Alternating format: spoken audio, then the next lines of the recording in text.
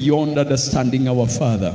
And how we pray that even as we continue with your word, you will minister to us in a greater way. Utanena na mioyo yetu, utazungumza na nafsi zetu, utatusaidia katika kusonga kadri ya neno lako linavyosema. Bwana, tuajikabidhi kwako tukiwa na uhakika yote tuyatendayo yataleta sifa na utukufu machoni pako.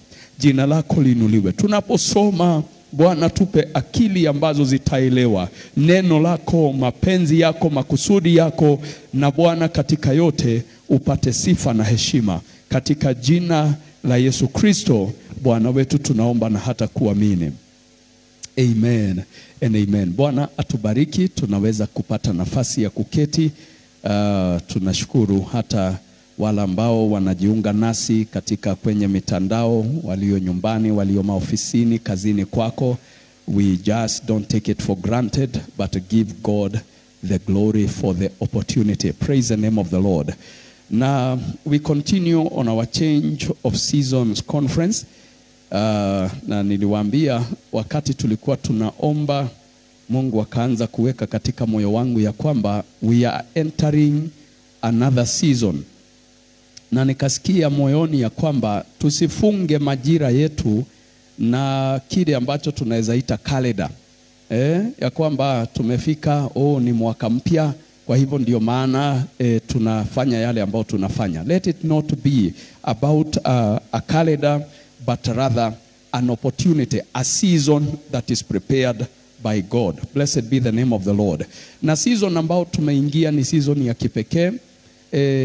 Na season ambao tutabidi kuwa watu wakakamavu, watu ambao wanaomba Mungu. It's a season that is unpredictable. Praise the name of the Lord.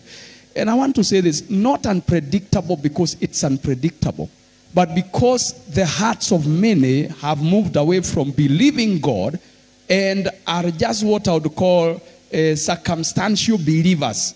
Environmental believers. You believe according to your environment. But the time has come for us to move away from the environment, from the conditions ambazo tuko nazo. We enter into a realm of walking by faith irrespective of the conditions and the situations. Jina la Bwana libarikiwe. Hali ni nzuri ama ni mbaya, tumpe Bwana nafasi ya kutuongoza. Hali zinakaa namna gani, tumpe Bwana nafasi ya kutupea maisha yale ambao ametuwekea. Sio maisha yale ambao tungetaka, sio maisha yale tunaona, lakini maisha yale ambao ametuwekea. Blessed be the name of the Lord. Na kwa hivyo mahali uliko ni vizuri ya kwamba umeweza kupata nafasi tuingie katika neno la Bwana na ili tupate kusoma mambo ambao tunazungumzia. Now remember yesterday I started by talking about the breaking or setting of records. Na nikasema ya kwamba kuna records aina nyingi. Bwana Yesu asifiwe. One of the things that I said is that there are records about or for us. Record ambazo zinazungumzia habari zetu ama zimeandikwa kwa ajili yetu. Bwana Yesu atukuzwe. Na nafikiri kuna statement moja ambao niliweka ambao ni muhimu kuirudia because some part of the session for those who are online was not very audible, and therefore I just want to make a few remarks in the same line. Nikasema ya kwamba wakati tunapoongea habari ya rekodi, kuna rekodi aina nyingi ambazo tunapaswa kuelewa. Bwana asifiwe sana. But majorly records are about three things. One is that they are records that are written for us or about us. Hallelujah. Na ni vizuri ujue ya kwamba the record that is written for you may be the evidence you require to produce so that you can enter into a new level. Bwana Yesu asifiwe. Unajua kwa mfano ukatumwa mahali. Nitatuma mtu na huyu mtu anaitwa fulani wa fulani. Na huyu mtu akija mpe kitu fulani. Si ile ni record kukuhusu. So utakapofika, you don't need to beg. You don't need to say, oh, you know, I am so and so. I come from that such and such a family. And you know, in my place. No, you don't need to explain. You just need to say, I was sent by so and so. And he told me to come and pick this and that. And then from there mwenye ataangalia kwa rekodi atasema ndio wewe. Bwana Yesu asifiwe. Ushawahi andikiwa check? Na check ni moja ya vitu ambazo it's a record about you. or a record for you. So when you come to the bank and say, hey, this check, I'm depositing in my name or into my account. Ukiandika hivyo, they honor the check to the name that is written. Maana hilo jina ndilo litaheshimiwa katika ile check. Bwana Yesu atukuzwe. So you need to understand there are records written for you. And records you must maximize about. Hallelujah. Tutaangalia mambo haya as we continue. Then I said also, we have records against us. Kuna record unaweza kutana nazo ambazo ziko kinyume na wewe. Nilisema jambo lile la muhimu katika fundisho hili ni ili wakati mwingine ukiomba ujue vile utajiombea. Can you imagine that kunaweza kuwa na record ambao iko against you? It is totally against you.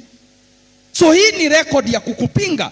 Kwa hivyo kuna maeneo unaweza fika, wapendwa, na Mungu atusaidie, kwa maana katika zile maeneo manne ambao nilisema nitazungumzia, uelewe hizi ndizo factors zile utabishana nazo. Bwana Yesu asifiwe. Record ambazo ziko kwa family, is there a record against you? Because that record within the family that is against you will still stand against you. It doesn't matter who you are. Bwana atukuzwe. Kuna watu walikuwa wakubwa wa kuheshimika, lakini record za familia hazisemi hivyo, zinasema otherwise. Unajikuta umezuiliwa, umepingwa. Tutaangalia mambo hayo. So there are records that are written against us. And finally, number 3, I said there are records that are either altered or not found.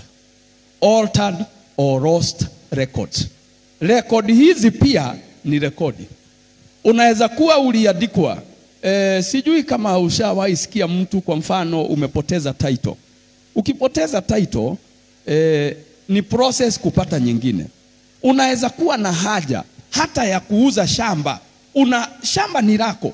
Mtu anaweza kuja akae kwa shamba yako, squat, ile tunaita squatting, kwa shamba yako. Lakini utakapomwambia ondoka, kitu moja utabidi kuprove is that the land belongs to you. Si ndio? What if you lost the title? It can also be a record that will be used against you, that missing record. Kwa hivyo wapendwa, tunapozungumza mambo hayo yatakuwa manani sana. Uyatilie manani. Bwana Yesu asifiwe. Now, yesterday I said we will be looking at majorly 4 records ambazo tunahitaji kuvunja na kureset. Some of them to break, and some of them to reset, and some of them to do what? To append our signature to that this is a record, this is a true record. Praise the name of the Lord. There are records we need to confirm and affirm and utilize for our benefit. Praise the name of the Lord. So, nikasema, 1, we will be talking about genealogical records, and which we did yesterday. And for those who are not here, and for those who are not online, you can go and check on the same again, because it is there. Praise the name of the Lord. What are the genealogical records? Genealogical records are family records. Ndivyo nilisema. Familia za rekodi za kifamilia. Nyumba, watu, bali ya fulani. Hizo marecord ni za muhimu kuzijua.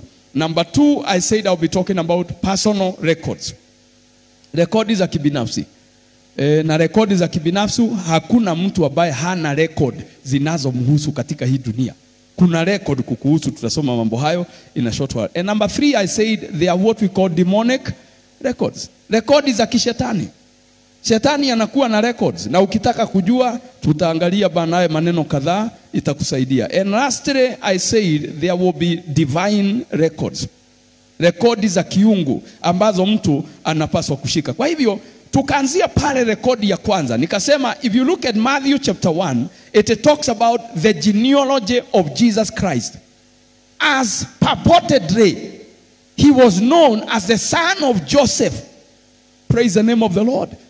Kwa hivyo hata Yesu alipotokea, there was a necessity of a genealogical confirmation that he is the man we were waiting for. And you all know, even John the Baptist sent to Jesus and said, are you the one, or should we wait for somebody else? Glory be to God. And what did Jesus reply? He said, go tell John what you have seen. Go tell John about the records. Hallelujah. Kwa sababu kuna vitu ambazo Masihi alikuwa ameambiwa atakuja kufanya. Atafungua macho ya vipofu. Kwa hivyo katika kufungua macho, he is confirming the records. Are you in the house? And that is why I'm saying, if you don't understand about records, unaweza ishi maisha ambao sio yako. Bwana tukuzwe. Kwa nini ilikuwa necessary iandikwe habari ya record ya Yesu Kristo? Record ya watu tulisoma jana kutoka ile mstari wa kwanza. Inasema kutoka Abrahamu mpaka nani? 14 generations. Kutoka huyu mpaka huyu 14 generation, kutoka huyu mpaka huyu 14 generation, na wanatajwa kwa majina. Baba ya huyu alikuwa fulani na baba ya yule alikuwa fulani. Why do we have the record? As a confirmation and affirmation, so that when Jesus is born, we will know, because the Bible says, the Bible told about the birth of Jesus Christ, and it is said he would be born in the house of David. Glory be to God. Watoto wengi walizaliwa ile siku Yesu alizaliwa. He was not born alone. There were other children. But for him, he was born in the house of Judah, in the house of David. Because in the book of Malachi, God said, I'll restore the altar and the tabernacle as in the days of David. Hallelujah. So nikasema hivi, familia yako ni historia gani imeandikwa? For the sake of time, nitataja tu mambo yafuatayo. One of the things we saw katika familia, you look at the records about limitations or boundaries. Mipaka ya kifamilia. Maana mipaka ya kifamilia kama vile nilisema, mipaka about age, miaka ile watu wanaishi, miaka ile watu wanaolewa, miaka ile watu wanaoa. Miaka ni muhimu. Miaka ile watu wanakuwa na neema na ile hawana neema. Miaka hiyo ni muhimu. Praise the name of the Lord. Nikasema another thing that you should consider is the limitations of finances. The economic welfare of a family is important. Familia yenu ni ya watu wanakaa namna gani? If you are born among strugglers, it is so easy for you to struggle and accept that this is our record. Na wapendwa, ni vizuri mjue vitu zingine si ati ni kuchagua unachagua. It is something you find yourself into. Hallelujah. I've realized this. Hata watoto, mahali mtoto alizaliwa, ile environment alikuta ina affect akili yake na vile atakuwa na huko mbele. Mtoto anayezaliwa na familia kukiwa na shida, hata pesa ikipatikana, huyu mtu ni mtu ambaye anaweza ishi bila. Hata mkipika githeri atakula na hata complain. Waacha tule tumezaliwa tukakuta nyama choma, tukakuta mandazi iko hapo, tukakuta chakula iko kwa fridge. Mtu kujaribu kupika githeri hapo utakula peke yako. Si ati nikupenda wanapenda, na si ubaya wako naye, si akili zao ziko na shida. Hapana sema they are spoiled. They are not spoiled. It is the environment they found themselves in. Hallelujah. Mtoto alizaliwa wakati mama anastruggle kupata sapa, anakula 1 meal. Huyo mtoto maisha yake ameanza kuwa mgumu akiwa kwenye mimba. Ngoja mtoto ambaye alizaliwa mama anasema sitaki sausage, nataka smoky, nisipewe hizo, na sasa leo nataka kula samaki, leo sijui nataka kula nini. Huyo mtoto ni tofauti na wengine. Yeye hajui hiyo maisha ya kustruggle. Genetically he is engineered in the plenty. Praise the name of the Lord. He is made when the times are good. He has a different record in his memory. And I wish you understand what I'm talking about. Because even where we were born can influence our lives unawares. Bwana asifiwe sana. Do you know, baada ya kukaa miaka mingi, hata wakati Mungu amenibariki, bado ninajikutanga saa ingine nang'ang'ana na ile kuwa mean. You know, kuwa mean, and I don't mean mean about other people. Mean to myself. Yani I don't know how to misuse. Amen. Yani juu nilizaliwa nikakuta maisha ni ngumu, chakula hakitoshi, maisha ni mabaya, moyo wangu haujui. Bwana asifiwe sana. Nimewaongelesha mara mingi mimi nikawaambia, mimi chakula ile ya kubaki haijawahi kuwa tamu kwangu, kwa sababu si kupenda na si ati chakula imeharibika. Ni vyenye tuliishi miaka mingi bila kubakisha. Tunakula fresh. Inatoka kwa sufuria ikienda sahani. Sasa hii ya kuweka ikae alafu tu warm haingii kwa akili. Are you getting what I'm saying? I like eating fresh. Praise the name of the Lord. And you cannot blame me. Ni maisha. Kwa sababu hiyo mimi sijui ile mtu anatupanga chakula. Mimi nikienda kwa mtu na ndio tafadhali siku ile nitatembea kwako. Hapana, ni serve chakula unaweka mpaka ina overflow. Utanifanya nikule yote. Alafu ubaki ukisema huyo pastor ndagetigia kitu. Sikupenda. Nilizaliwa nikalelewa katika environment hatubakishi kwa sahani. Sasa unataka nibakishe kama nani? Hallelujah. So nina hukumu sana hata wakati una struggle kama wengine unajaribu kuambia huyu sitaki kitu. Huyu niwekea kachai nusu. Mtu anakujazia. Unangangana kuimaliza because haujui kuacha. Amen. So ninajikuta nikiwa na ile kupima, kungangana kupima. Kitu isikwishe. Bwana asifiwe. Kama hujawahi oga na kipande ya sabuni natoshana hivi. Na unaambiwa ubakishie mwenzako. Wewe huelewi vile ninasema. So hata sabuni wakati imeisha unaona unangangana na kale kadogo. Si shetani uko naye, ni record ile iko kwa mwili. Inasema this is wastage. Am I talking to somebody? So when I am talking about these things, I want you to understand. You need to understand the records because they are records we need to break. Somebody say, I am a record breaker. You better say it like someone who believes. Say, I am a record breaker. This is my season to break the records. Hallelujah. Record zingine ambazo zina kulimit ya kwamba hata ukitaka kufikiria mambo makubwa you cannot think great because in your generations, in your genealogy there is that effect of nothingness. Praise the name of the Lord. So wapendwa, na ndio huwa nawaambia ukikaa na watu try to understand people. Mwingine ukiona mtu hata chai ikipikwa inapikwa kitu ambayo inakaribia chai lakini si chai. Ni kitu iko close to. Mnanielewa Chai inapikwa, ngine huwa nawaambia maziwa haitoshi, majani chai haitoshi, sukari haitoshi, moto hautoshi. The only thing that was enough is water. Maji ilitosha, lakini hizi vitu zingine zirushwa mbalimbali. Majani chai ilirushwa kutoka KTDA ikamwagika na huko barabarani. Kidogo tu ndio ilianguka kwa sufuria. Sukari nayo kutoka Mumias ikirushwa inakuwa Rift Valley. Ikifika huku hakuna sukari. Maziwa naye ilibaki kwa ng'ombe. Ile umepata. Ununulie mtu hata lita 10 ya maziwa, hata kupikia chai unaiangalia unashindwa. Ile maziwa ni ya nini? Watu wengine si kupenda. Ni rekodi zilizo ndani zinasema this is how we do it. Praise the name of the Lord. Hujawahi ona watu ambao in case uingie kwao chakula utakuta imeisha na labda upikiwe. Haibaki hata kidogo, haibaki. Inapikwa ile inakuliwa na sahani na masufuria, pike tena tuone vile kutakuwa. Bwana Yesu atukuzwe.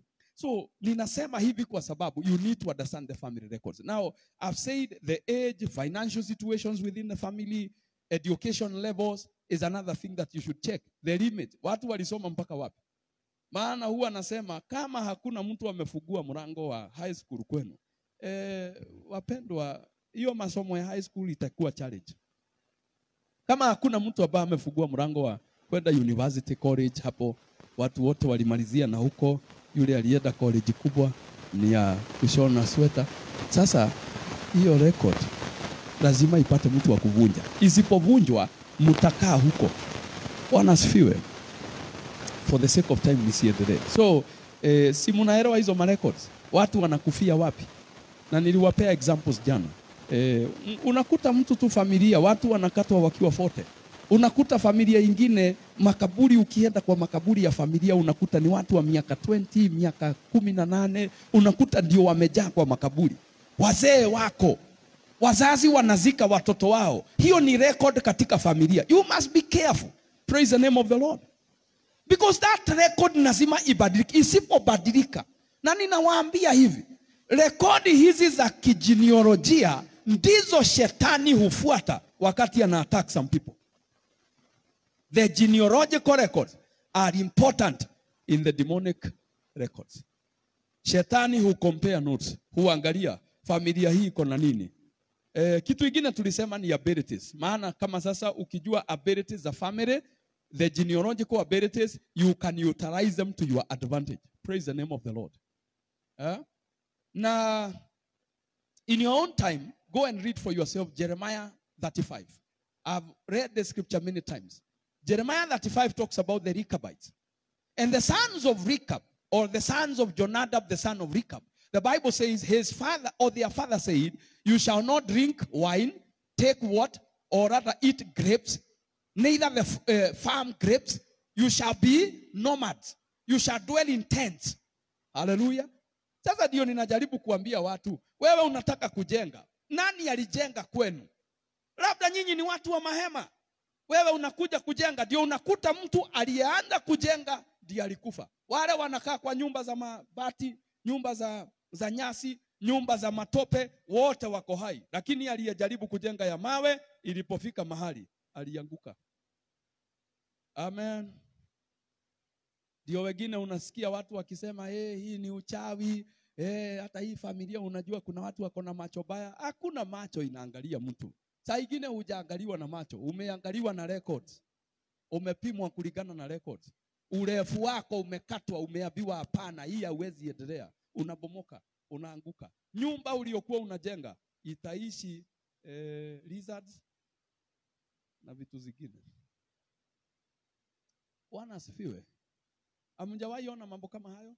Mnaenda kwa nyumbani kwenu, nyumba haikukamilika. Uncle yake aliingia pande moja, kuna pande moja haijamalizwa na inakaa hivyo na imeishi hivyo tangu uzaliwe. Amen. Unakuta mtu hata nyumba ya bao alijenga na akaweka mpaka za kuweka ceiling, lakini imekuwa nyeusi bila ceiling. Na anasemanga tu ataweka ceiling. Hii nyumba unajua sijamaliza, nitaweka ceiling. Haimaliziki.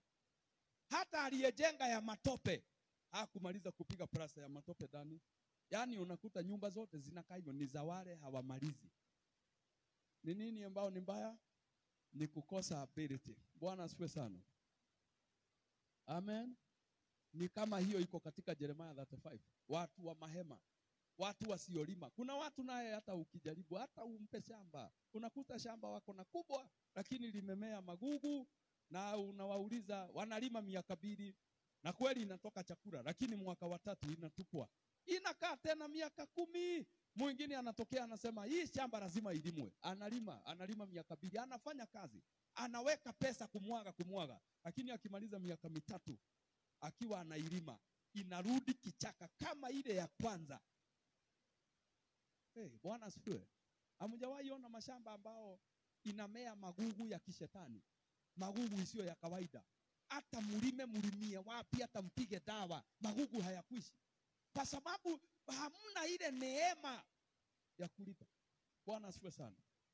Now another thing ambao ningetaka unote, kwa sababu sitaki kwenda hiyo njia sana, ni the weaknesses or the failures within the genealogical records. The weaknesses and the failures. Ni wapi watu walipata weakness? Ni wapi watu walifail? Ni wapi watu walifail? Ni area gani watu wamefail sana? Because in the area of the failure, it shall be a problem to the next generation. Praise the name of the Lord.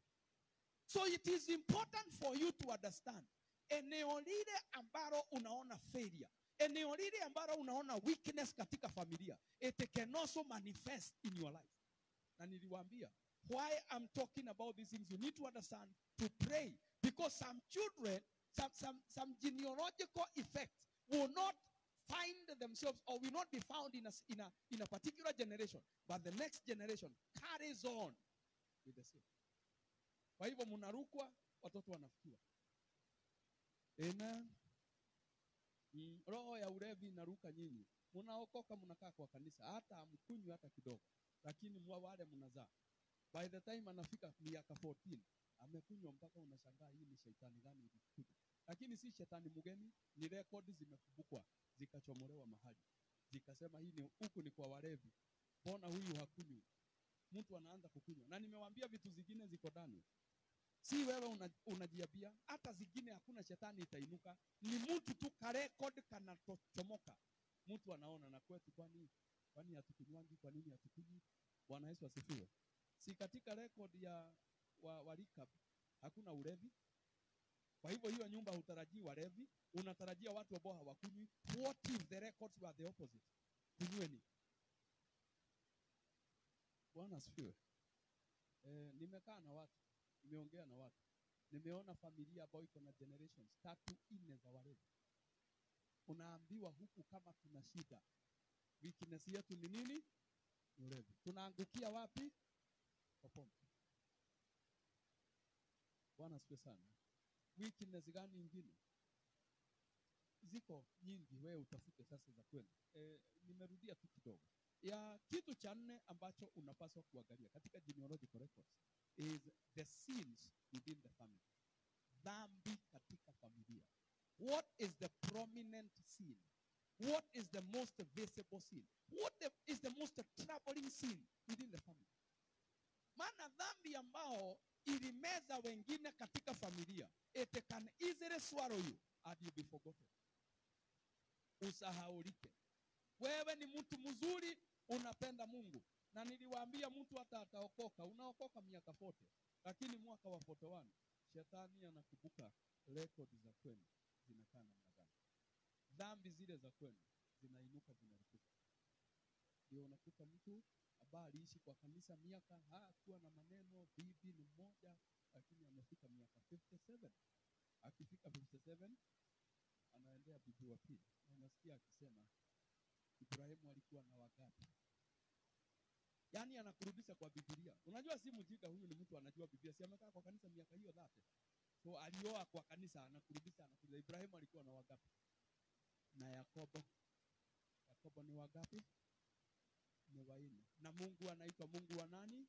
Wa Ibrahimu na Isaka na Yakobo. Yaani anakuonyesha hata Mungu ataitwa Mungu wa kirago akiwa na bibi 3.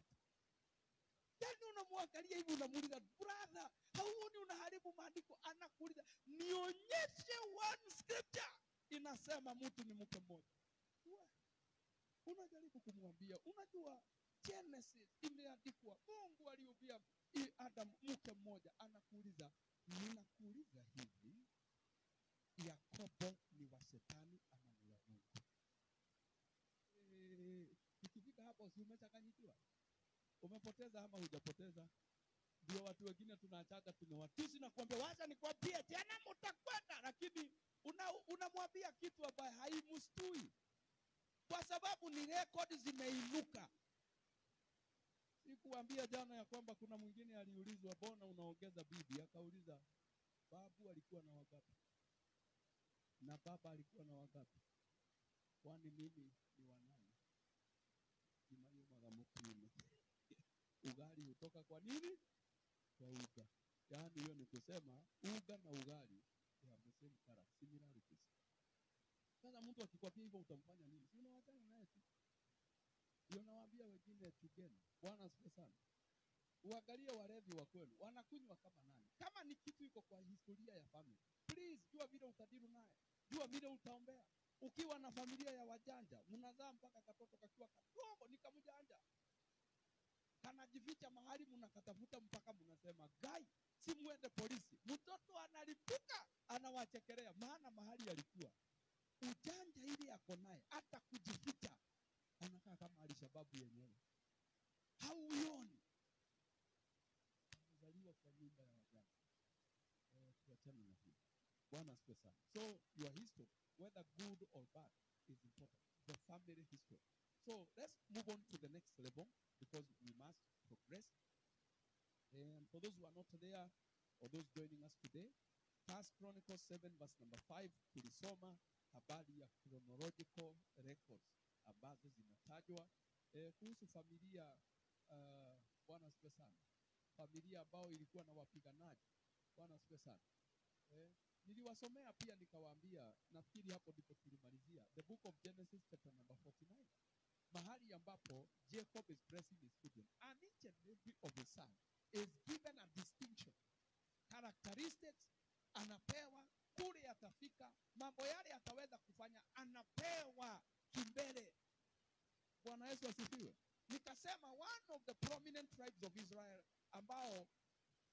should be prominent is the tribe of Reuben. Lakini Reuben aliambiwa namna gani? You will not excel. Praise the name of the Lord. Nikasema enda usome the entire Bible and you find whether you will find a single Reubenite who is mentioned as a prominent person. Ni Reuben mmoja anayetajwa prominent. You will find none. Because the father said, in your lineage, there shall never be excellence. In Judah, unakuta waliambiwa, you shall be the leader. You are a lion. Praise the name of the Lord. Na niliwaambia, hata wakati Yesu alibidi kuzaliwa, kwa maana ni simba wa kabila la Yuda, alizaliwa katikati ya kabila lililo na simba. And I say this, and this is a fact that you should carry on with you. I want to say this. You cannot expect katikati ya mbuzi ukute kumezaliwa simba. Hawazaliwi huko. Amen. Hakuzaliwi kondoo katikati ya simba. Hizi ndizo vitu unakuta watu wanatamani. Unataka ukue mkubwa, lakini unataka uwe mkubwa. Umezaliwa katikati ya kina nani? Ukizaliwa katikati ya watu duni, unaweza kuwa nini? Duni. Lift up your hand again and say, I am a record breaker. I will set a new record. Do you believe the word of God? Set a record. Jitoe katika rekodi zingine, rekodi za familia. Na leo tutapata nafasi ya kuomba kiasi kwa sababu ni lazima tusonge. Bwana asifiwe sana. So jambo lingine ambalo ningetaka uangalie, wakati tuliongea habari ya nani? Simeoni na Levi. Tukasema ya kwamba watu hawa wawili Mungu alisema ama baba yao aliwaambia, nitawatawanya Israeli. If you go to the map, mahali ambapo the tribes of Israel waligawiwa, utagundua ya kwamba Simeon aliwekwa katikati ya kabila lingine. Yaani hiyo ni kusema umezungukwa, hauwezi pita. Na walilaaniwa kwa sababu ya nini? Hasira. Baba akasema hawa ni watu wa hasira. Na si mnajua tumesoma sana. Mnakumbuka mtu kama Musa? Musa ni nini ilimsumbua sana? Hasira. Amezaliwa katika nyumba ya Walawi. Na Lawi ni mtu wa nini? Wa hasira. Bwana Yesu asifiwe. Nani waliongoza rebellion? Walikuwa wa kabila gani? Umewahi soma? Akina Dathan na Kora walikuwa wa kabila gani? Na Reuben, Reuben, na Levi, ni Walawi. Ni watu ya hasira, ni watu ambao inawaka tu mara moja. Wanasema sasa, mlituleta hapa, na wanaanza rebellion na inashika. Kwa sababu they are leaders, but wako na kitu kingine behind them. Hasira. Your genealogical records are important so that when you pray, you can pray against what is against you. And if you want to pray, you pray also for what is for you. Hallelujah. Na ninawaambia hivi, hata Mungu akifika katika dunia, kuna wakati anaangalia genealogical records for his own advantage. Amen. God can use genealogical records for his own advantage. Alipokuja kutafuta ni nani ambaye nitatumia hawe makuhani, watu ambao watakaa kila mahali Israeli, alichukua kabila la Lawi. Kwa maana limepewa kutawanywa. Na kwa sababu limepewa kutawanywa, it is easy to scatter them. They are meant to be scattered. Lift up your hand again and say, whatever is on the records against me, against my family, I declare today, you will be nullified in the name of Jesus Christ. Hallelujah. Kilichoandikwa kinyume chako kifutwe, kiondolewe, kwa sababu kinaweza kuadhiri maisha yako. Praise the name of the Lord. Let's go to the book of Psalms chapter 40 and verse number 7. The Bible says, then I said, here I am. I have come. In the scroll of the book, it is written about me. Here I am. I have come. In the scroll of the book, it is written about me. Let's talk about personal records. For a moment. Personal records. Kuna rekodi ambazo ni za kibinafsi. Bwana Yesu asifiwe. Na ninataka kueleza mambo kadhaa ambayo yatakusaidia. One of the major things ambazo ningetaka uangalie kuhusu personal records. Personal records, we have two portions. Praise the the name of the Lord.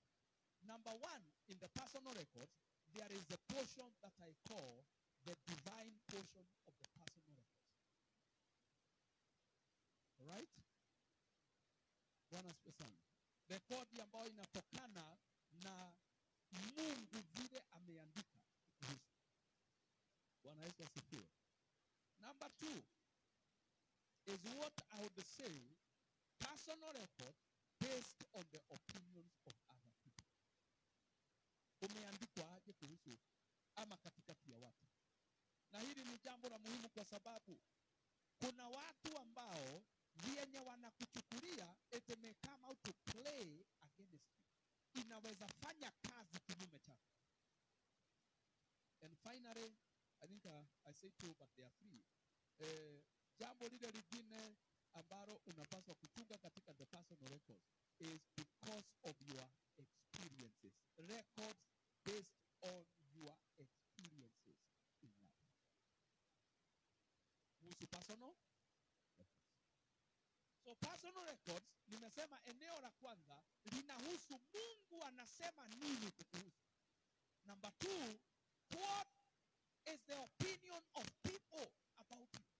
Umelelewa katikati ya watu wa aina gani? Wanasema nini kukuhusu? Wanafanya nini kukuhusu? And number three, nimesema umepitia mapito gani? What are your experiences in life? Because those are records. Na nitawaambia hivi, do not worry too much about it. It is important for you to know what God says about your personal records. But number two, do not worry too much about what people say. But be careful about your personal experiences. They are the worst limitations in your personal life. Experiences are. Ulipitia wapi? Ulikutana na akina nani? Walikuambia nini? Walikufanyia nini? Hizo vitu zinaweza jenga vikwazo ambazo katika maisha they may trouble you for a long time. Uishi maisha ambao unajaribu kujiangalia unashindwa. Why am I struggling? But you are struggling because the personal records demand that you struggle. You have been limited by your own personal experiences. Praise the name of the Lord. So, katika the personal records, ninataka uandike mambo haya ili ni ya discuss pamoja. Kitu cha kwanza, every person has his own abilities. But the opposite of abilities is weaknesses. So, you have two major things to check out in your life. Your abilities, your potential, that is.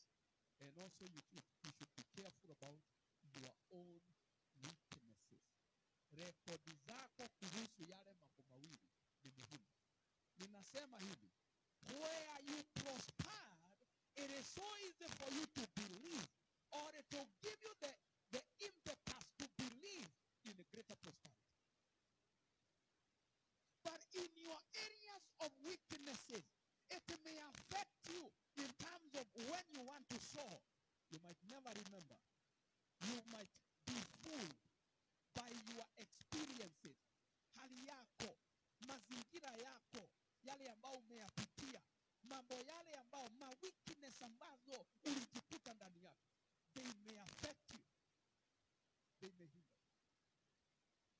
Bwana Yesu asifiwe. So abilities are important. Concerning you, what is written? Unajua nini? Na ninasema katika either record za Mungu, record za watu, na record zako mwenyewe. Wewe umepitia wapi? Ni wapi ulikuwa na nguvu? Ni wapi uliona ukifanikiwa? Because that one can affect you in terms of organizing yourself and preparing yourself for moving forward. But also you must never forget, your weaknesses can be the root hole that the enemy will use to hinder your progression. Hata ukitaka kwenda, basi walipita na kuja kama nani? Unakumbuka ile ulifanya? Unakumbuka mahali ulipitia? Unakumbuka kile kilitokea? Unakumbuka mambo yale yalifanyika? Na katika weaknesses zako, unaweza jikuta umeletewa mpaka usiweza kurudi. Na nimwambia zingine sio shetani, jina la Bwana libarikiwe. So another thing that you must be careful about, and this is also on the same line, is your failures as a person. Where you failed as a person, your personal failures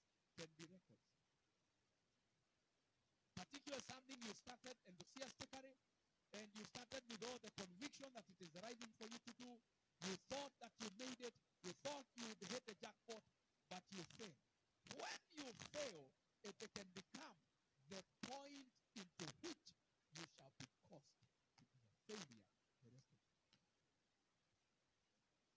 Utashindiwa pale. Kwa sababu katika moyo wako kuna kitu inakuuliza wewe unataka kusonga na unakumbuka hii, ulishindwa na hii, ulishindwa na ile. Bwana Yesu asifiwe. Nilikuwa naongea na mtu mmoja ambaye aliniambia mtu amesema mimi sitaki mambo ya ndoa. Nimejaribu, nimefanya nini? Nimeshindwa. Maana wamepatana na wakashindwa kukaa pamoja, wakapatana mwingine wakashindwa kukaa pamoja. Sasa anafika mahali anaona katika ndoa hata nikiingia ninaingia wapi? Ninaingia kama nani? Si nitashindiwa tu hapa. Kwa sababu hata niko na record mbili ambazo zilifanya nini? Zilifanya. Your failures, be careful about it. They can be utilized against you. They can be the records that stand against you. Praise the name of God. Rekodi hiyo inaweza tumika. Unaona mtu kama nani? Kama Hana. Hana, rekodi yake ilikuwa mbaya. Amejaribu, ameng'ang'ana. Na unajua failure ya personal ni muhimu kuangalia kwa sababu Hana ako na Bwana. Na Bwana ako na wake wangapi? Wawili. Yule mke mwingine ako na watoto. Hiyo ni kusema nani ako na shida?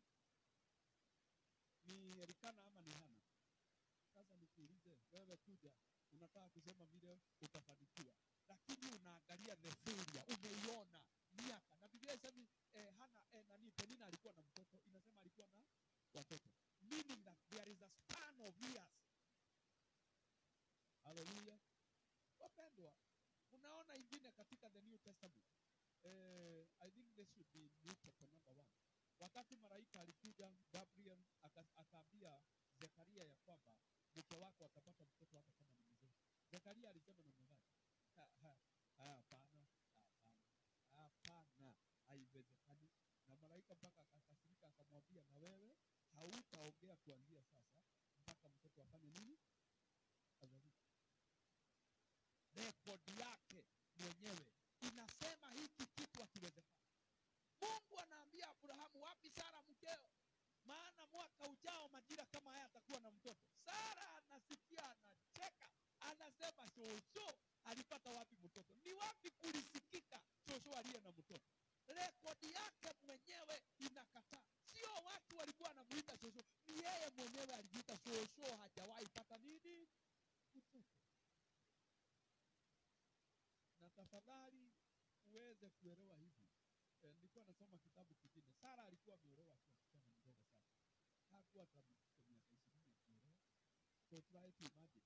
Kama alikuja kuzaa akiwa miaka mingapi? 90. Na bwana wake alikuwa miaka 100. Tunafikiri alikuwa amengoja miaka mingapi kama aliolewa akiwa less than 20? Aligoja mtoto miaka kama ngapi? 60 something.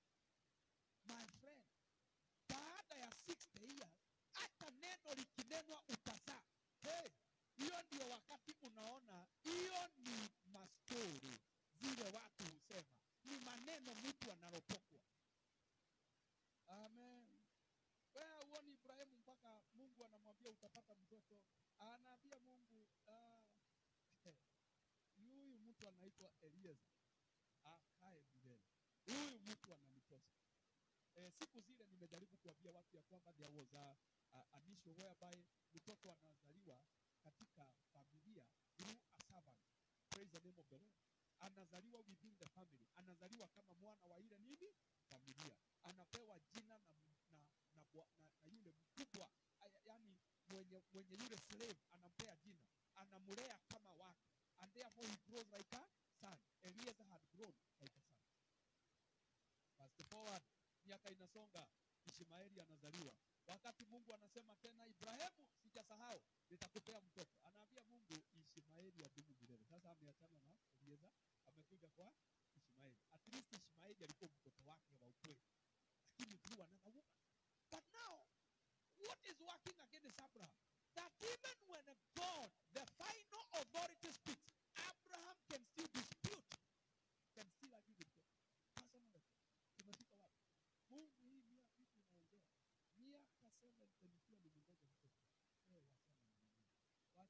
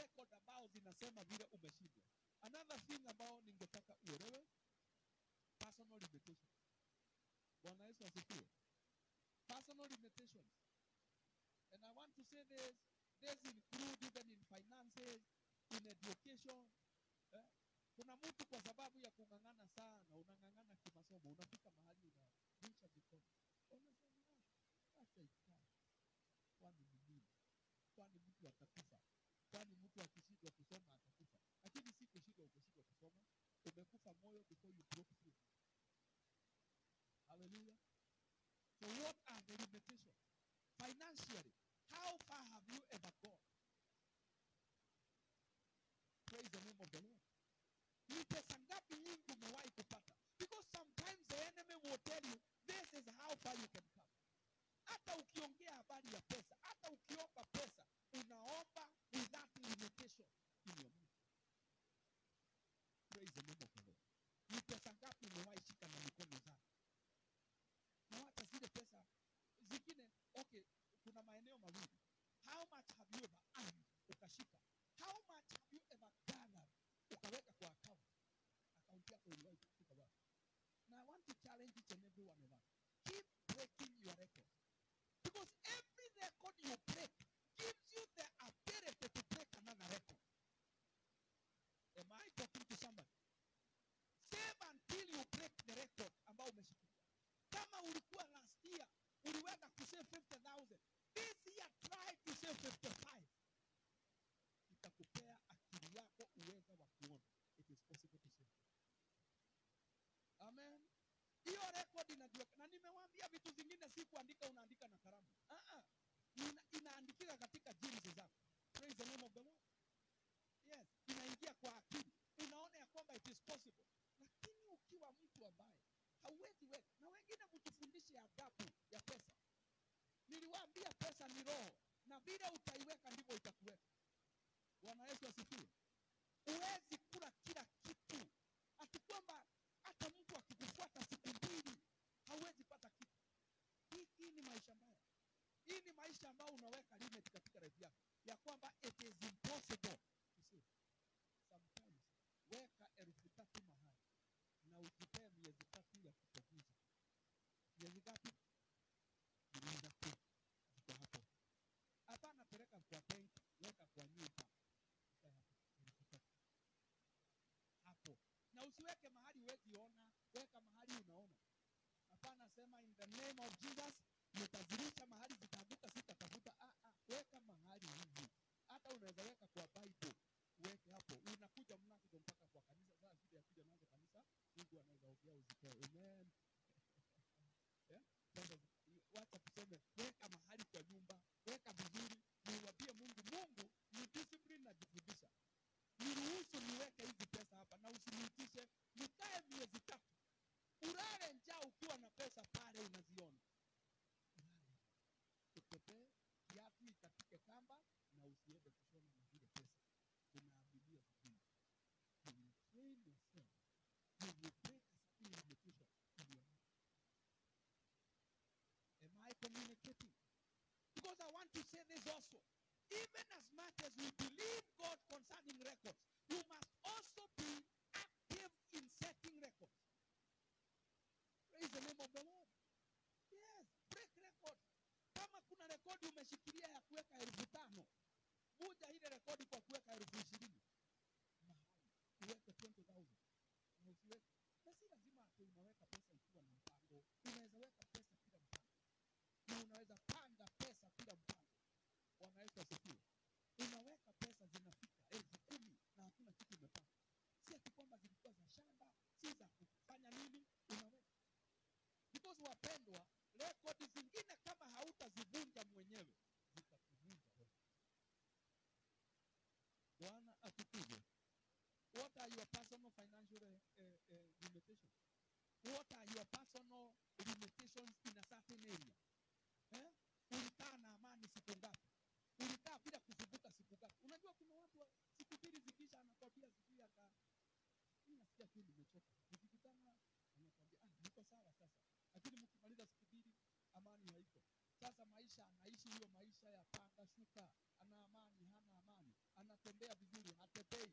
Maisha iko hivyo, up and down. Mpaka unakuta watu wengine watakwambia maisha ni panda shuka. Ni kupanda saa nyingine unafanya nini? Unashuka. Maisha yake ni hayo. Ni lazima ufike mahali uvunje some of the limitations ambazo zinakuwepo katika maisha. Number 5, you must be careful about the conditions of the heart. The personal records concerning the conditions of the heart. The emotions. Hisia zako. Rekodi zako kuhusu hisia zinasema nini? Your emotional records. Ili wengine uachane na vidonda vya maisha.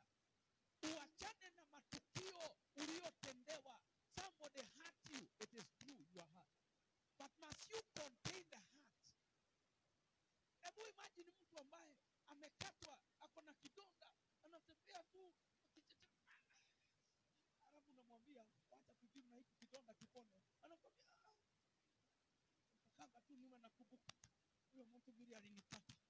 Hii dunia utafika wapi? Na ile vidonda vyake. Sasa wengine niambie, una vidonda 10 iko moyoni, havionekani physically. Unajua afadhali hii tunaweza kukushika tukupeleka hospitali by force. Wengine iko moyo.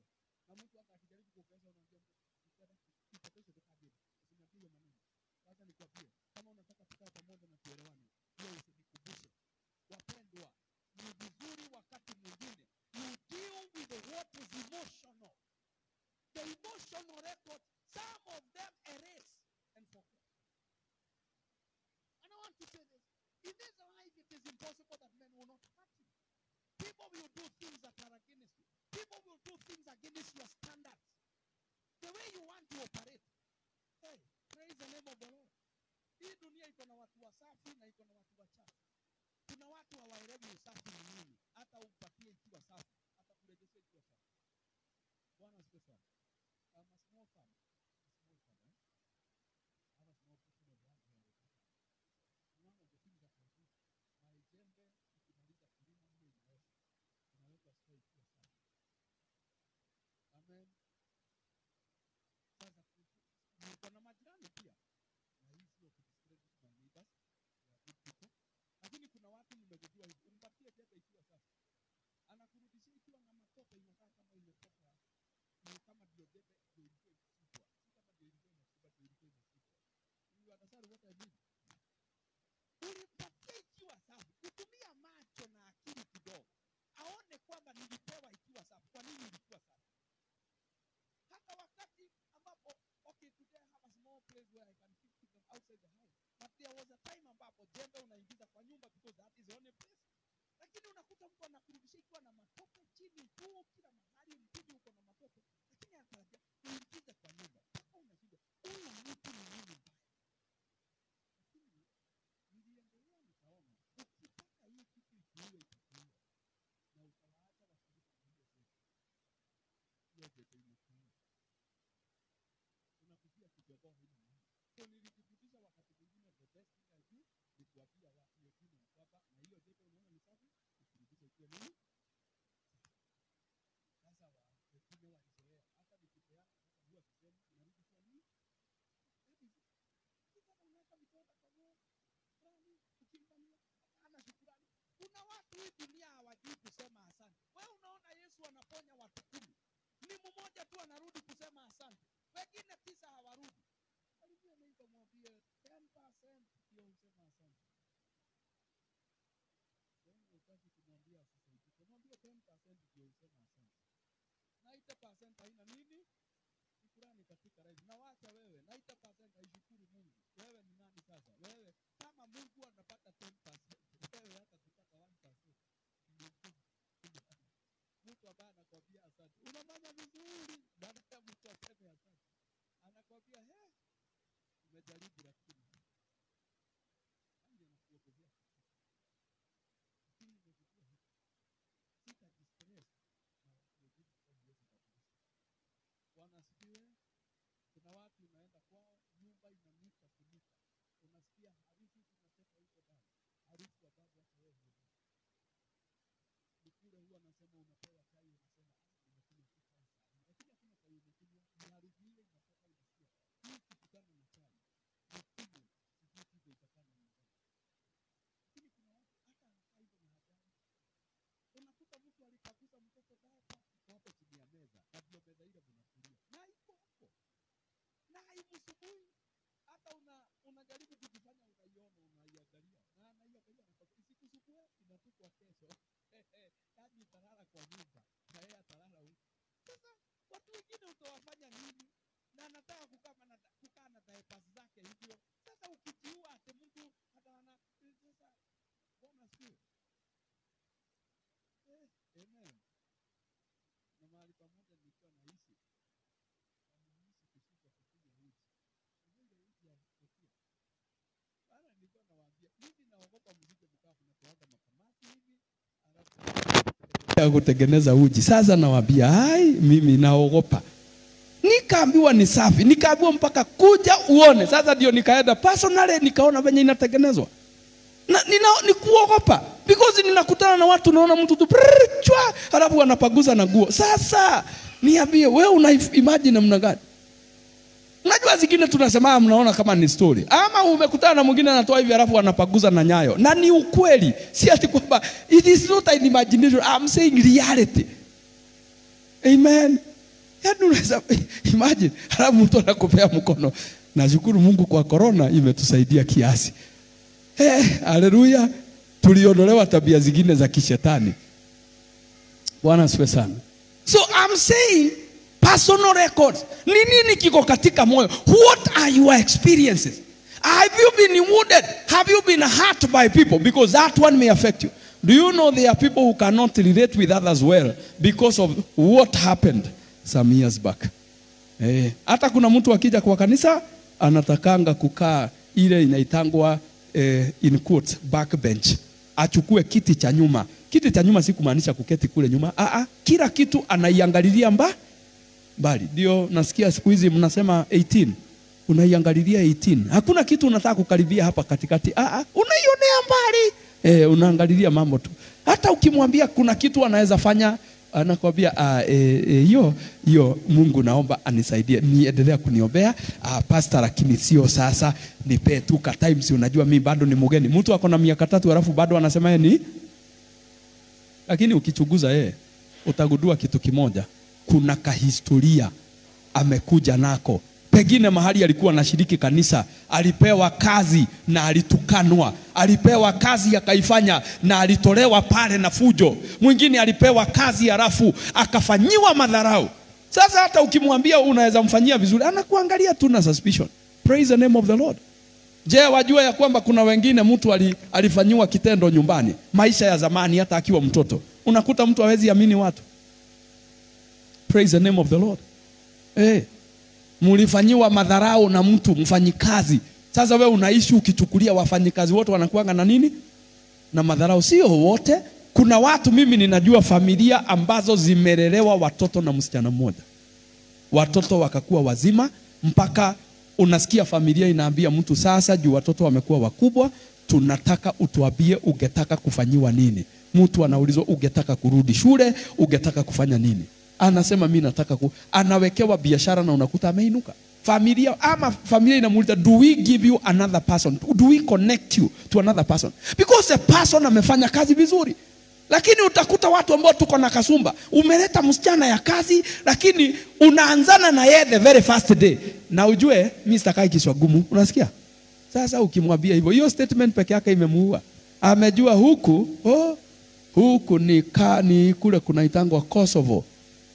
Huku mambo itakuwa gumu. Sasa unakuta watu ni hivyo. Anadiru na wewe kulingana na vile umemweka. Lakini kuna watu wazuri. Kwa sababu you are hurt. Kuna msichana moja aliiba vitu akaenda naye. Does not mean every girl is a thief. Praise the name of the Lord. Just because msichana, unajua hata kuna watu hawezi ajiri msichana mrembo kwa nyumba. Kwa sababu aliambiwa uajiri mtu mrembo kukuliko. Mzee hata haabiwi kwenda, ni mzee. Unafanyiwa maishara hapo mpaka unaona na kweli. Sasa unaajiri mtu bila sura mpaka watoto wanamkataa. Jameni. Just because somebody alikupea mastori, ama because ulisikia kwa fulani alienda na house girl.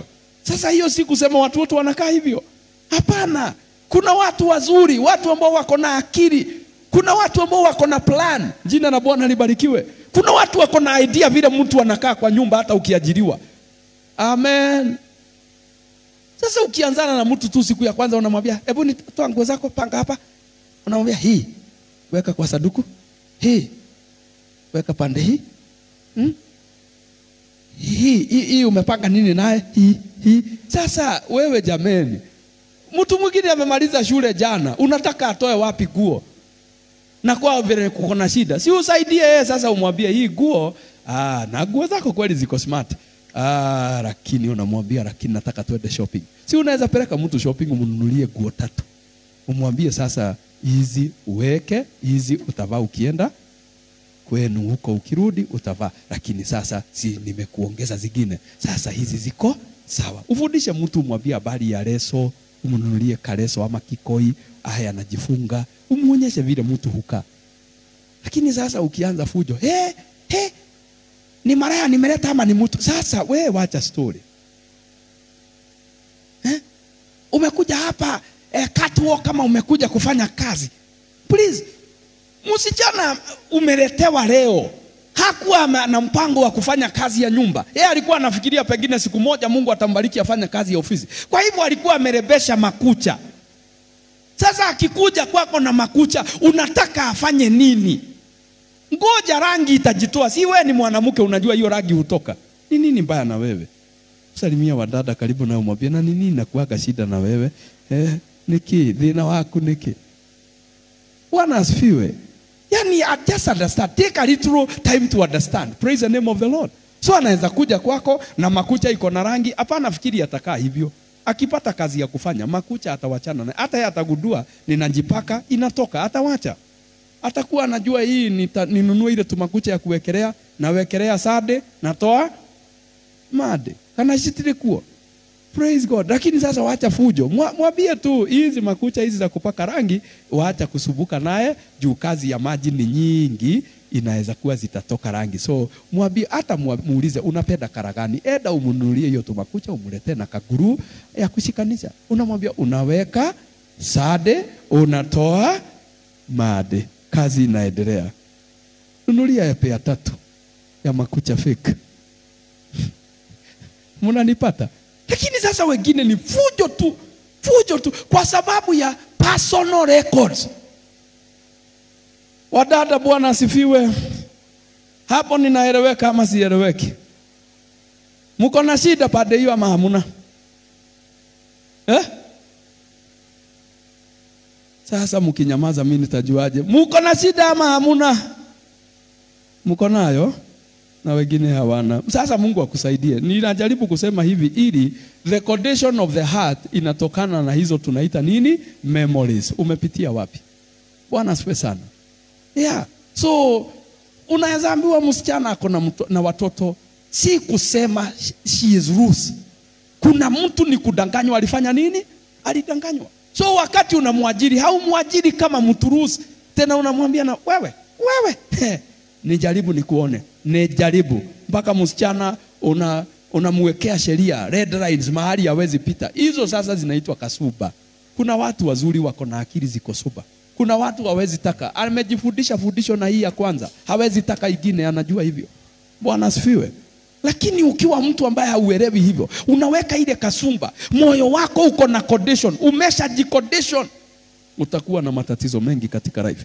So ukiangalia jambo lingine ambalo ningetaka kusema ni dhambi, personal sins. Dhambi zako ujichunge, kwa sababu nazo zinaweza kuwa records ambazo zitatumika kinyume chako.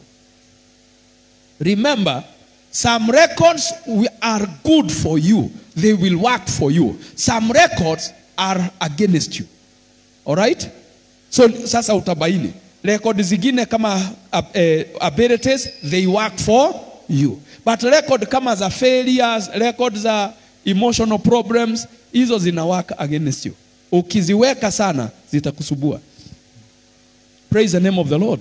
So nimesema habari ya dhambi, personal sins. Wewe kama mtu binafsi, ni dhambi gani ama ni dhambi ngapi umeingia ndani yake? They can be used against you. Praise the name of the Lord. Na dhambi, nitasema hivi, dhambi ulizotenda, particularly dhambi ukatenda na ukaficha, they will always work against you. Amen. Unaingia katika mambo, unafanya kitu lakini hakuna mtu ajuae, kwa sababu hakuna mtu alikuweko. Hiyo record itakuwa kwako siku zote. And I want to say this. When you sin and you never confess, the sin retains a freshness within your mind. Ile dhambi haiendi to the subconscious, who remain in the conscious. Siku zote unakaa ukiona hapa. Judas alijiua kwa nini? Dhambi ambayo ilikataa kuondoka, hakuitoa. hakuiondoa katika records. Hakuconfess dhambi yake. Hata wakati ameshaenda, ameshasema ya kwamba nitamleta mwana wa Mungu, mtamsurubisha, mtanipea pesa. Hata wakati Yesu alisema mmoja wenu atanisaliti, Judas alisema ni mimi.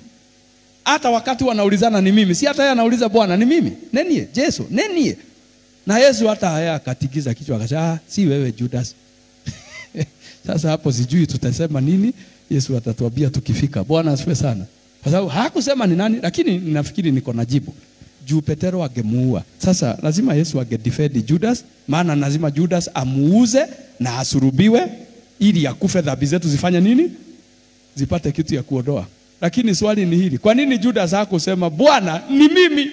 Bwana niombe hii kitu iondoke. Kwa nini Judas hakusema? Hakuconfess. Now what I am talking about is this. Wakati umefanya dhambi, unaificha ndani, si itakaa ikiwa katika freshness, na ile dhambi itatumika kinyume chako. And I want to say this as a matter of records. There are these areas you should note. Hidden sins will affect in your life. Dhambi ikifichwa ita affect maeneo haya. Number one, your ability to retain holiness or righteousness. Your ability to maintain holiness or righteousness will be affected by hidden sins. Dhambi zikifichwa zitakuwa na effect katika lile eneo. So siku zote ukitaka kuendelea katika utakatifu, katika haki, shetani atasimamisha ile dhambi yako na atakupinga naye. Ndio maana huwa naambia watu wapendwa, si ati kwamba tunapenda sana kusikiza habari ya dhambi, lakini kama umefanya dhambi ukajificha, ni vizuri kuitoa hadharani ili moyo wako usamehewe. Na wapendwa, nimewaambia, nimekaa na watu, nimeona watu, na nimegundua the power of confession is a great power. Praise the name of the Lord.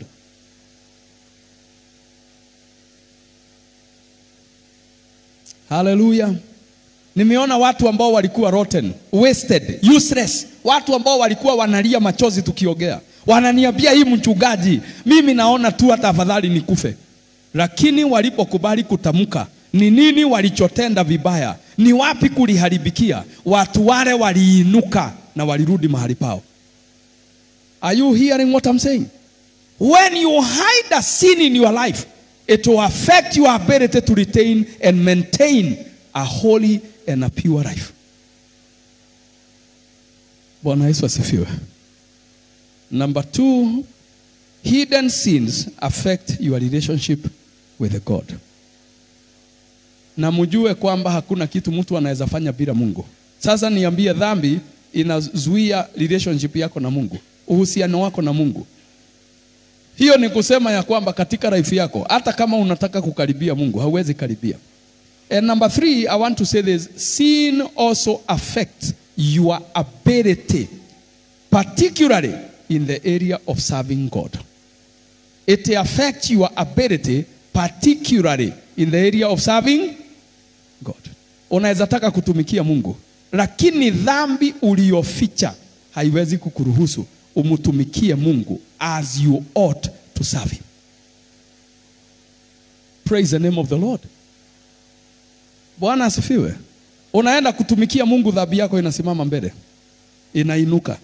Unataka kuomba, inainuka. Unataka kuongea na Mungu, dhambi inasimama mbele yako, inakuuliza wewe ni nani? Unaenda wapi? Hauwezi songa, si unaona wewe ni huyu na ulifanya hivi. Bwana atukuzwe. So wapendwa, dhambi ninasema siku nyingi dawa yake ni mbili. Number one is confession. Number two is judgment. Na dhambi haina mambo matatu. Dhambi ni utubu ama ugoje hukumu. Ujihukumu. Kutubu ni kusema umejihukumu mwenyewe. You have judged yourself. I am wrong. You will be forgiven.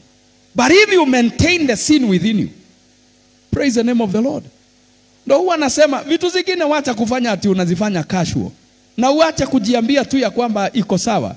Wapendwa, nimeona watu ambao wanasubuka. Niliongea na mtu mmoja. Nilipoongea naye nikamuuliza, niambie habari ya life yako. Sababu tu ananiambia nyumba yangu imeharibika, nyumba yangu ni mbaya, nyumba yangu. Anaongea tu hivyo. Nikamwambia sit down, give me your history, let's talk. Tukaongea, tukafika mahali nikamwambia tell me about what you have done, what you have gone through in your life. Sasa wakati tulifika tunaongea, nikamwambia mumewahi kosana?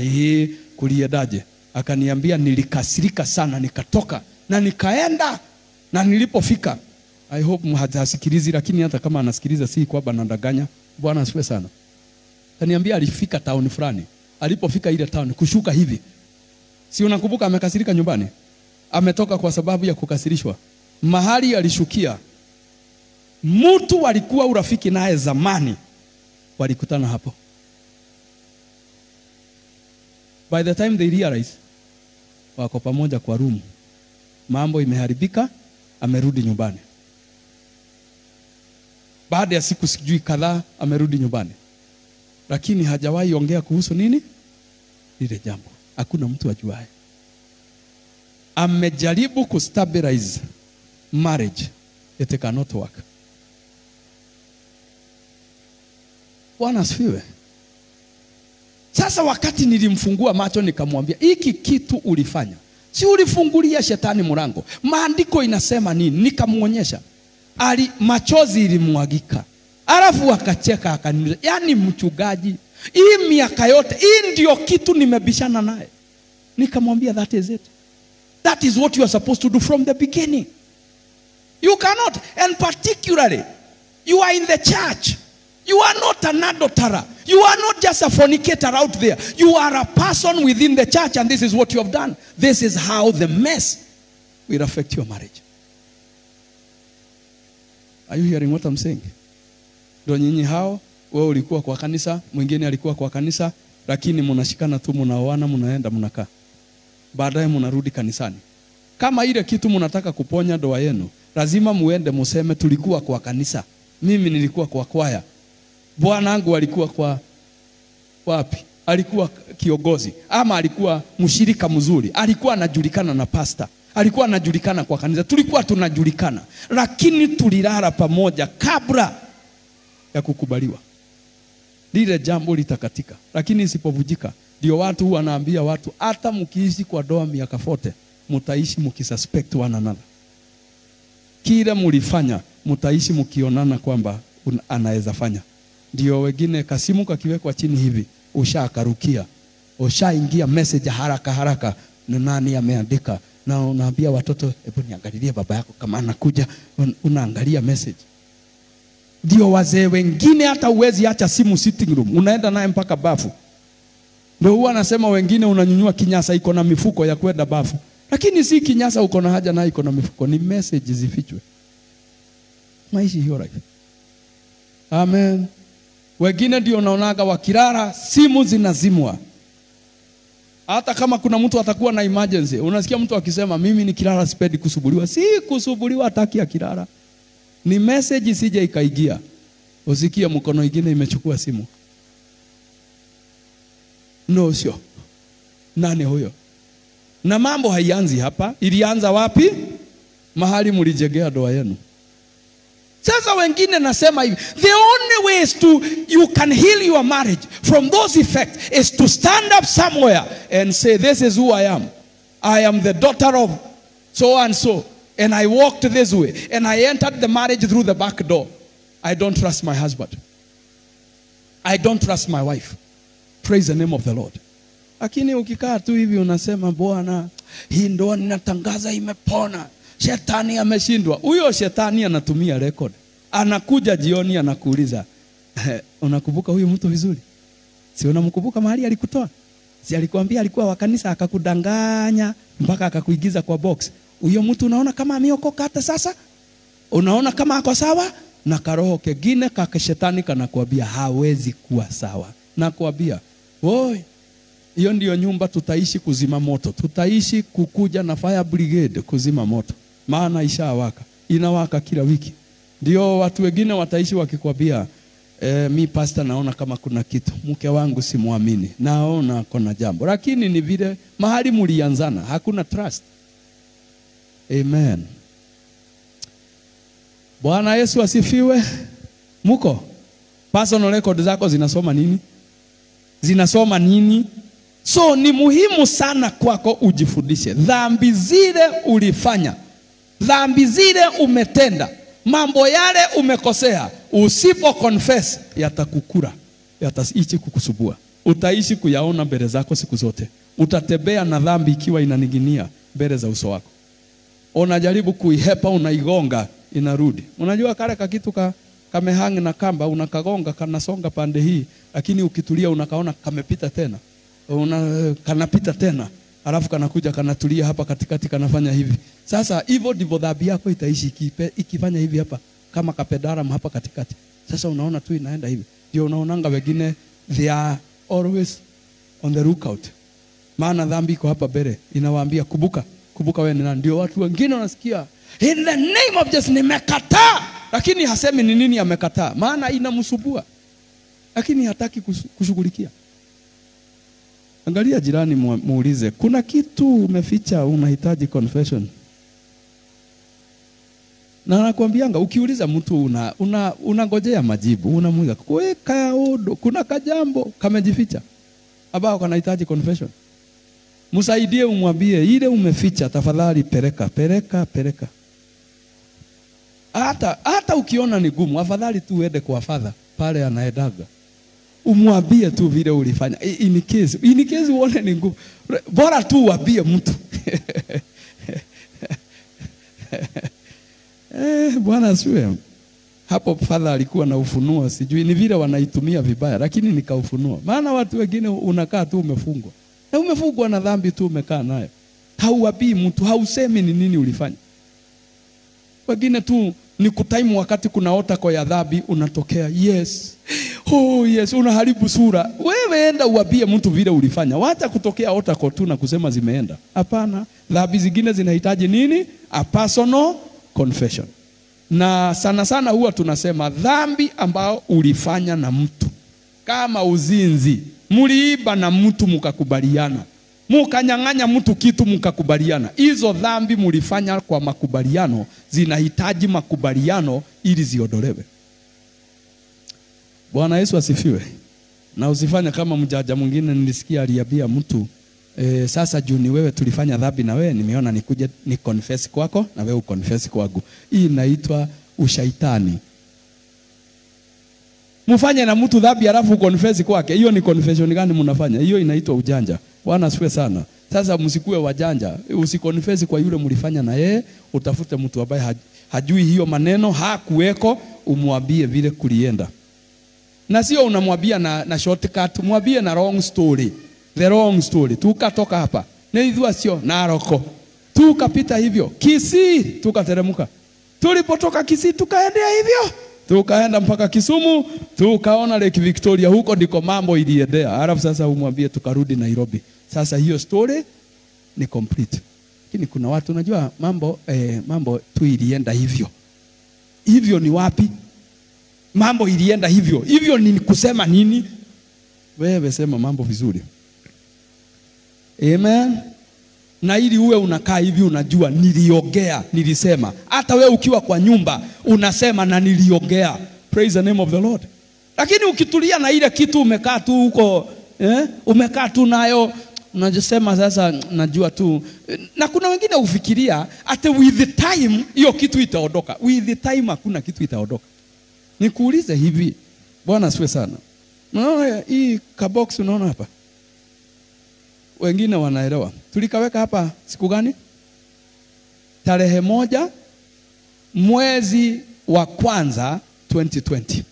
It has been here for the last 360 what? Mwaka huu ni mwaka wa 360 what?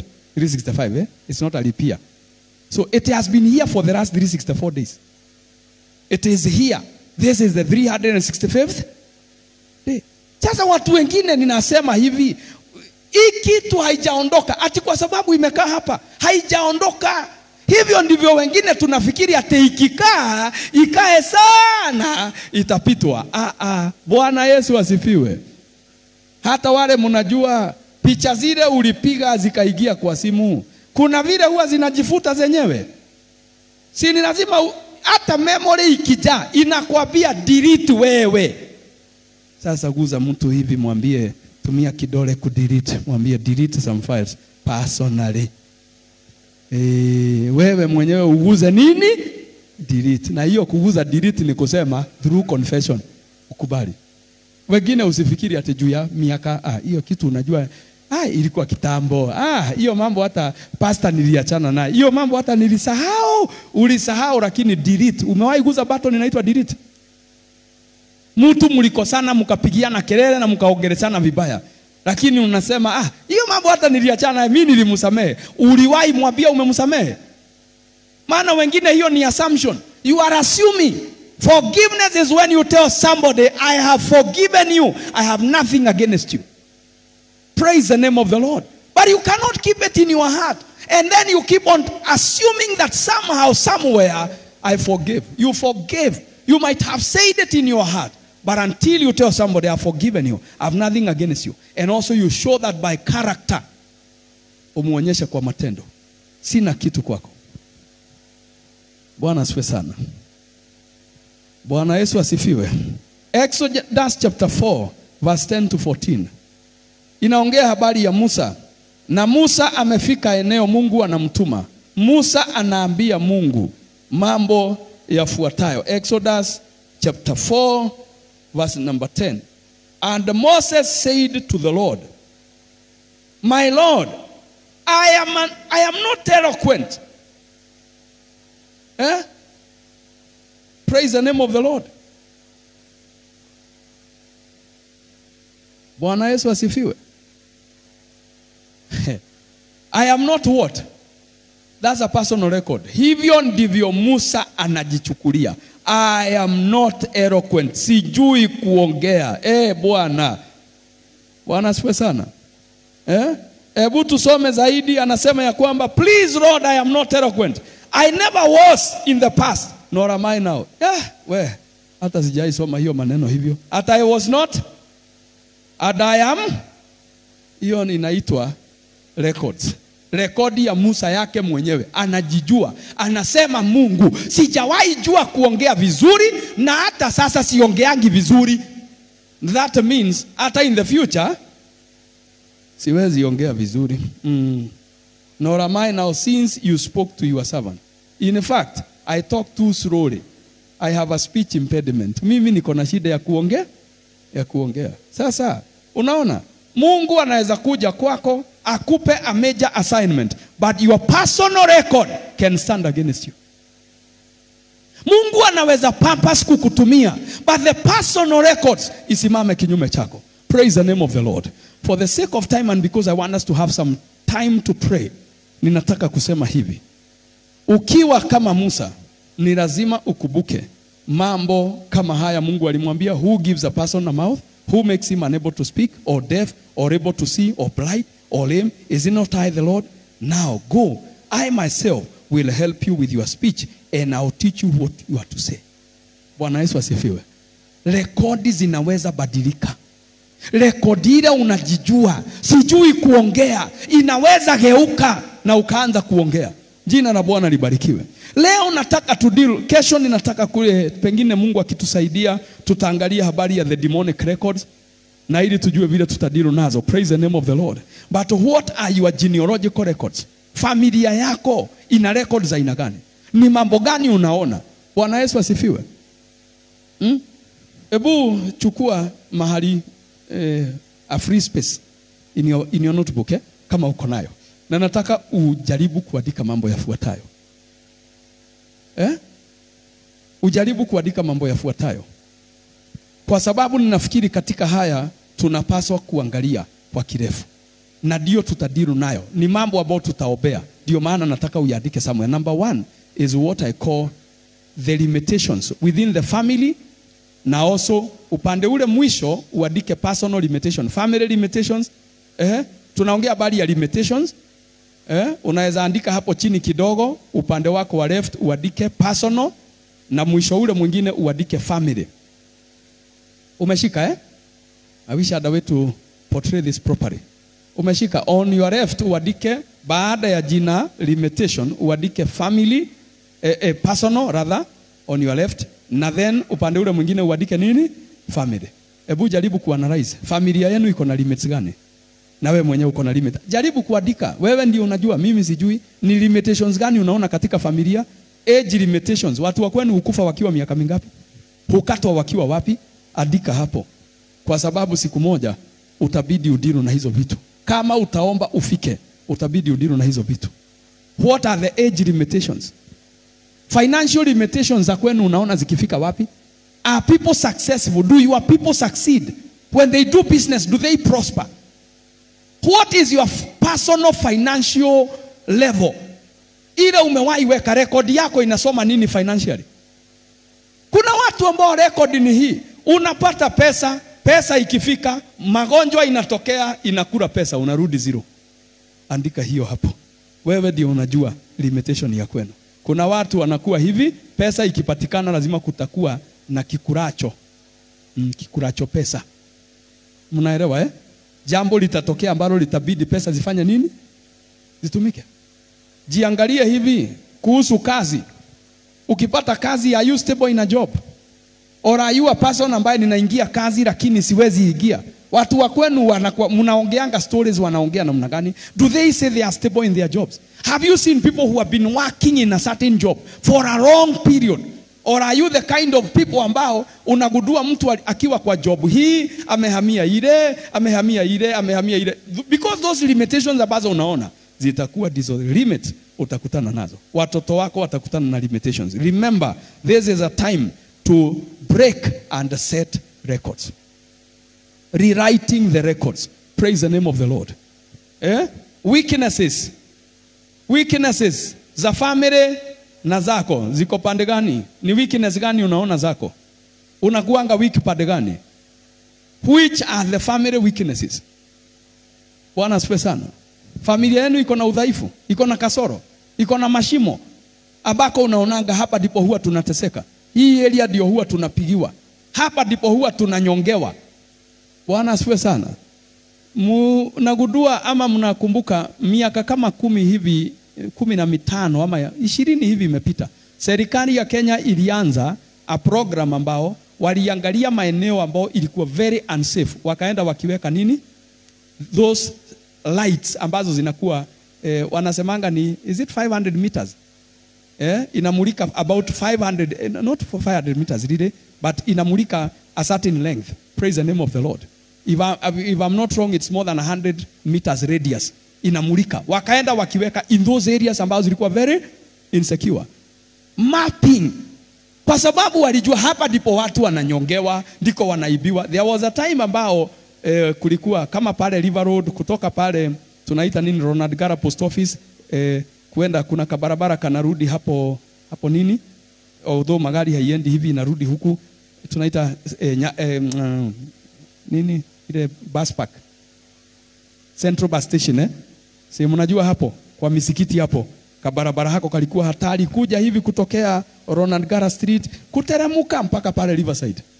Mpaka wakati waliweka askari ambao walikuwa dedicated in that area because they knew hapa simu zilikuwa zinaibiwa mchana hadharani. Unaenda ukiongea kwa matatu unasikia chui kameenda, wakaweka askari.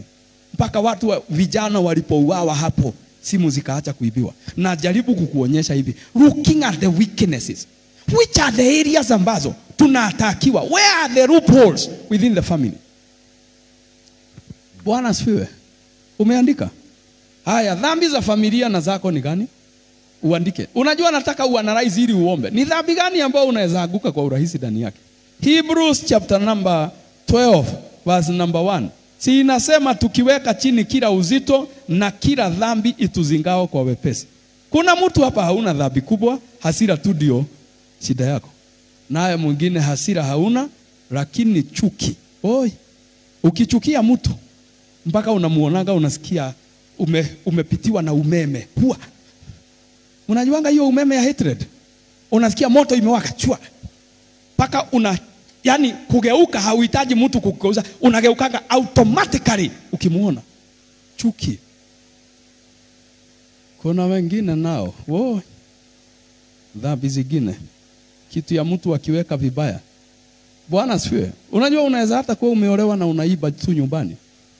Paka unaiba sukari ndani yako. unaikula ukiwa umejificha. Unabeba kidogo bedroom. Yaani unajikuta wewe ni mwizi hata kwa nyumba. Unakula kasukari na hapo umebeba sijui nini. Unapika nyama na unakula ukiwa kitchen na unakula ukiwa umefuga mlango. Ukiitwa unasema unaulizwa ni kwani umenyongwa? Unasema hapana, niko sawa. Saa hiyo nyama umetoa umeshikilia na mkono. Kimaliza kuongea unarudisha kwa mdomo. Yaani maisha ni wizi, unaiba mpaka kwa nyumba. Sasa tuachane na hiyo mbana, nyinyi ya muibi. Bwana asifiwe sana. Vituko zinakuweko. Amen. Maisha ni mengi na ni marefu. So, basically uangalie mambo hayo. Dhambi zako, uangalie kitu inaitwa nini? Vitu kama tumeongea habari ya limitations. Hizo vitu uangalie kwa sababu zitakuwa muhimu kuziombea. What are your abilities? Family yenu iko na ability gani? Family yenu iko na ability gani? Na wewe mwenyewe uko na ability ngapi?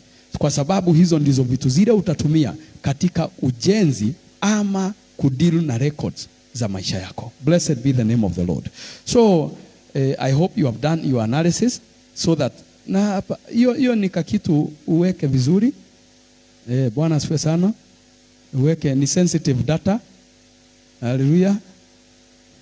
Inapaswa after dealing with it, I don't know, tufinye delete. Ili usiende uweke mahali watu woi Jehova kwani tunakaaga na nani?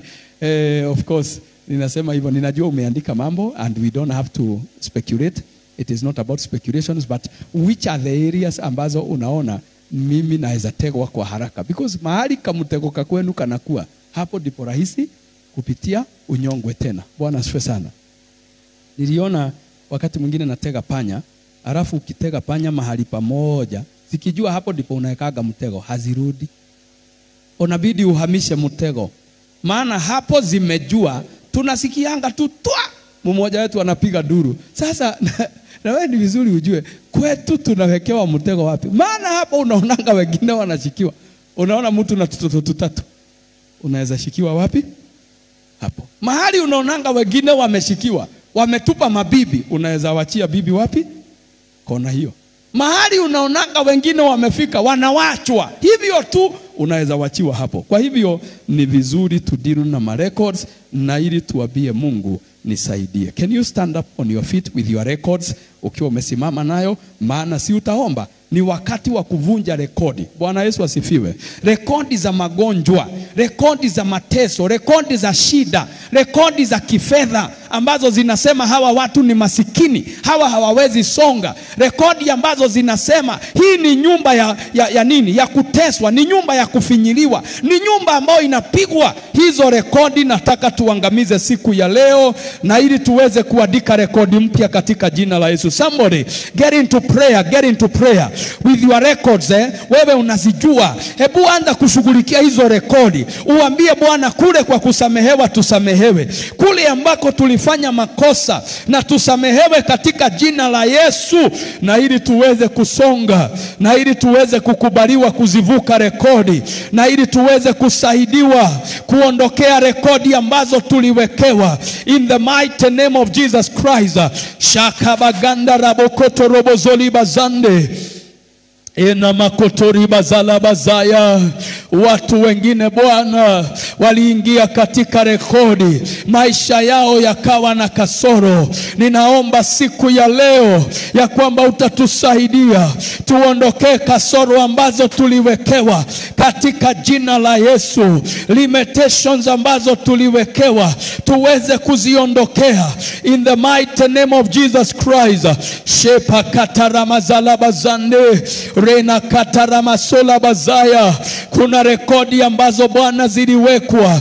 Kuna rekodi ambazo Bwana ziliwekwa na ambazo zinatusumbua na ambazo zinatutesa. Kuna rekodi ambazo ziliwekwa na Bwana zinaua, zingine zinaleta magonjwa, zingine zinaleta mateso. But I pray in the name of Jesus Christ that you teach me how to break the records and to be a different person in the name of the Lord.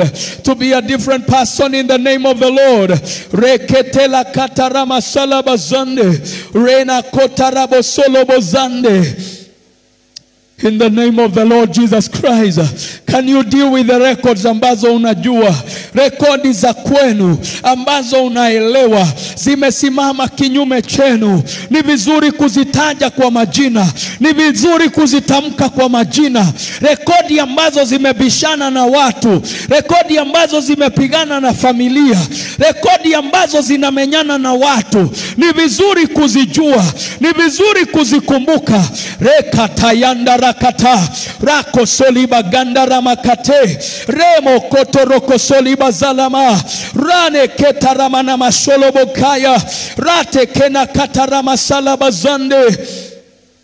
In the mighty name of the Lord, rekodi ambazo zimepigana nasi, rekodi ambazo zimeua, rekodi ambazo Bwana zimemenyana na watu, zimefungia wengine njia, zimeregeza wengine wakashindwa kufikia maeneo yao. I pray in the name of Jesus.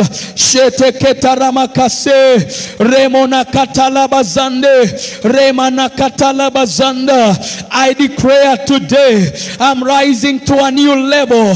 I am changing the records in the name of the Lord. Rekodi ambazo zilifungia wengine, zilizuilia wengine, I declare today the records must be broken in the name of the Lord. Rena katarabaganda rapa sala katarabazena rema katarakasala repo sila kataramasela labo.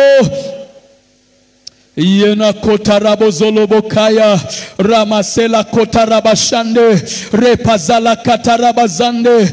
Natangaza katika jina la Yesu, rekodi za kwetu ambazo zinaua, rekodi za kwetu ambazo ziliwekwa na ili tushindwe kuendelea na maisha, natangaza siku ya leo rekodi hizi zinavunjwa, rekodi hizi zinaondolewa, rekodi hizi zinatoka. Rakazalama katolobo zonde repapapa katarama salabazande remana kosolobo zalima kaya ratekena katarama solobo zande. I declare today the records are set and we are moving on by the grace of God, by the power of God. Shakabagande rebosina rema kataraka salabazanda ramatela katarama sekarabo yande reno kotorobo solibazaya ramama kataraka salabazande rekasela labozande repazala kataramazaya rapozoko robo kandere babozaida. Nenea hizo rekodi ambazo zinabeba magonjwa. Nenea hizo rekodi ambazo zinabeba umasikini. Nenea hizo rekodi ambazo zinabeba kufungiwa. Rekodi za dhambi. Dhambi ambazo ziliangusha wengine. Dhambi ambazo zilitukura. Dhambi ambazo zilitutenga.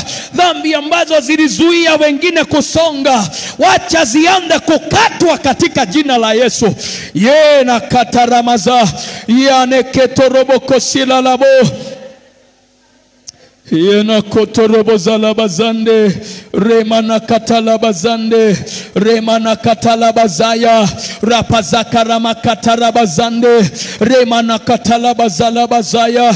I declare today every record that was set against my life, every record that was set against my children, every record that was set against my spiritual life, every record that was set against my finances, every record that is against my rising up, I command right now, break in the name of the Lord, break in the name of the Lord, break in the name of the Lord. Rakatala mamaza. Rakatala makotoloboze.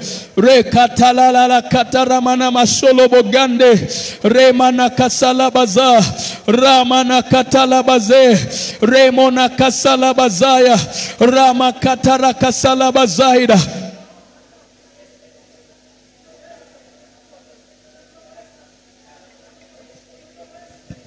Rekodi ambazo zinapigana na maisha ya kufanikiwa. Rekodi ambazo zinapigana na maisha ya kuinuka. Rekodi ambazo zinapigana na maisha ya kusonga mbele. Natangaza siku ya leo. Renelelele ketere barabaraba. Rapalalala kataramana mashalababa. Rakarabaraba sakaramana maselalabo. Rimana makataramana maselalaboza. Rekana magandara babo zaida. Rakatela katarama zaida. Wacha rekodi zikatike. Wacha rekodi ziondolewe. Wacha rekodi zivunjwe. Rekatala makata. Rekakatara masala bagande. Rekakatara mamaza. Rekazala katoroboboza. Rekakatara masala baza.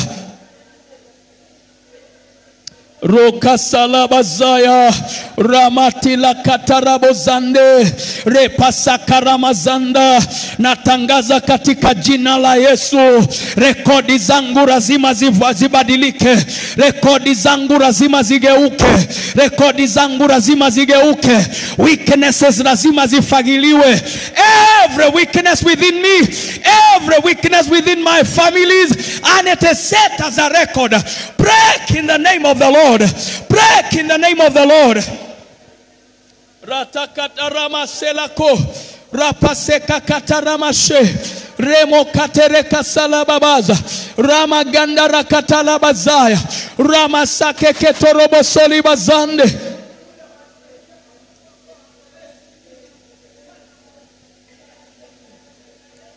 Najua ya kwamba Bwana, rekodi zinapondolewa, new records must be set under the grace of God.